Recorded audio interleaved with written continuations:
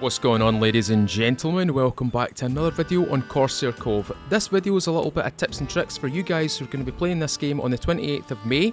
The demo releases on that date, so I'm here to give you some tips and tricks. Thank you again to Hooded Horse and Limbic Games for this little early access or early preview of the demo.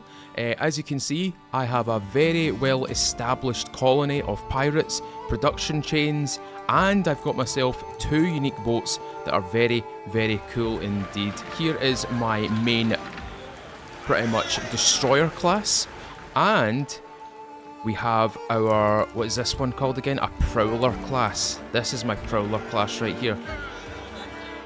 But anyway, this is a tips and tricks video, so let's get into it. First tip, ladies and gentlemen, if you're going to build yourself a new pirate camp, you want to make sure that you've got these 2 buildings built.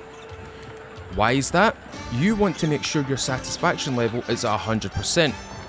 Now, in order to do this, when you go to build your first pirate camp, or your second or third or whatever number it is, pause the game. Pause the game, and when you build this building, the pirate camp, immediately build a Moonshine still and a Campfire, and above or below it, build the Galley and the Tavern. As you can see, this is the fastest route to actually supplying the Tavern, and this is the fastest route to supplying the Galley. You could put it from the left and the right, but I like to put it above and below. Once you've done that, build at least 6 of these little tents right here, and make sure that they're connected up. And you'll find that you'll have 100% satisfaction. You won't have to worry about your pirate camps ever going into any sort of turmoil. But remember, make sure you use the pause button by pressing the spacebar. Second tip for you, ladies and gentlemen, when it comes to shipbuilding, you also unlock new upkeep buildings. Let me just show you. If it is a destroyer, a hunter, a prowler or a reaver, it doesn't matter which one it is. If you click on it, you'll see that they're new crew members. However, with those crew members on hover, you'll see that they require an upkeep and a hiring cost. So scallywags require cassava bread, and crow's eyes require something completely different. They also require an outfitter. So, if I was to build, for example, a new nightshade prowler or a yoke breaker, which unlocks a bombardier, they also require what looks to be a barber surgeon and an outfitter. They require boots and medicine. The picaroons I've already got. I have a rum production line. But you can also see that with different crew members, benefits different stats in your ship. Same with these other ones right here.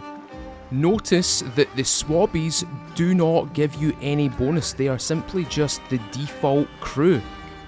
These are special crews. You see that? But when you build the ship of your preference, for example, it might be a destroyer, you will then unlock the means to produce rum, which means you will unlock the sugarcane farm, you will then unlock the distillery, and that will allow you to produce rum. Not just that, you'll also unlock this building right here, the cooper, which is also a barrel, which is essentially just a barrel maker. So you need barrels, you need the rum, you need both of these things to produce rum. You see that? Sugarcane, barrel, exports rum. And then that rum can then be fed into the tavern.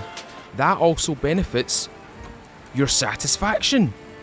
So there you go, ladies and gentlemen. As you unlock new ships, as you build new ships, you will also unlock new buildings as an upkeep resource, whether it be rum, cassava bread, medication, outfits, etc.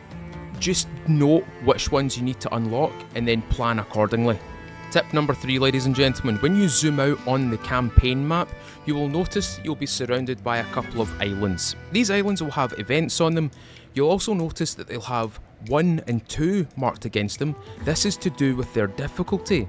But draw your eyes to the diamonds out in the middle of the ocean. These are little events where you can simply sail over and pick up free resources, free upkeep resources.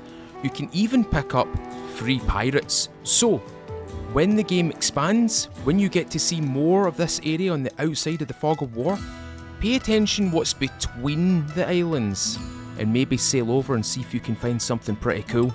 Tip number 4 for you, ladies and gentlemen. When it comes to your ships and its stats, when you're looking for things to do on the campaign map, sometimes you don't really need to use the recommended ship.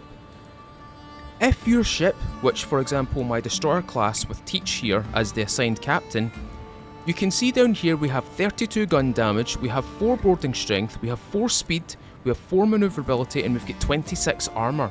For example, if we use the campaign event Raven in the Jungle, it's suggesting that we use a level 2 Reaver with 4 speed and 10 armour.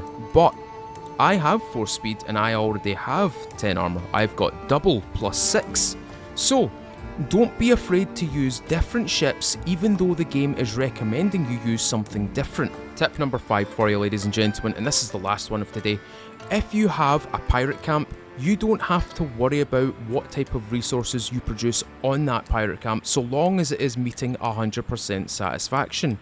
What I mean by this is, so long as you have these 4 buildings that we've seen in the very start of the video and you've got 100% satisfaction, you don't have to worry about what you produce, what other things you produce on each individual pirate camp. Let me just show you.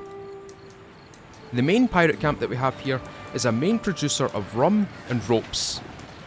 This one produces gunpowder right here, so with the guano and the wood and the shaped stone and the char burners and stuff like that. This one over here mostly just produces food. Nothing special. Nothing too unique. And the one down here produces cassava bread. Now rum and cassava bread, as I said, unlock the ability to recruit scallywags and picaroons. These are unique crew members. But when it comes to things, when it comes to the actual resources that you produce at each individual pirate camp, it doesn't matter. Look around, what's available, press Alt, and you can see what is available for you to actually extract. And that's all the tips I've got for you today, ladies and gentlemen. If they helped, let me know in the comments below. If you enjoyed today's video, remember to leave a like.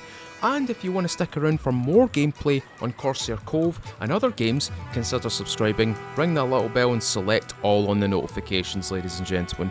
Thank you again for Hooded Horse and Limbic Games for this early access preview of the demo. In its limited capacity, these are the only tips that I can really supply, or the ones that I feel that other people really need. So hopefully they help, and if they do, thank you very much for watching it and getting that help directly from myself. Anyway folks, thank you very much for watching. I've been Mr. Feudal. I'll see you all on the high seas.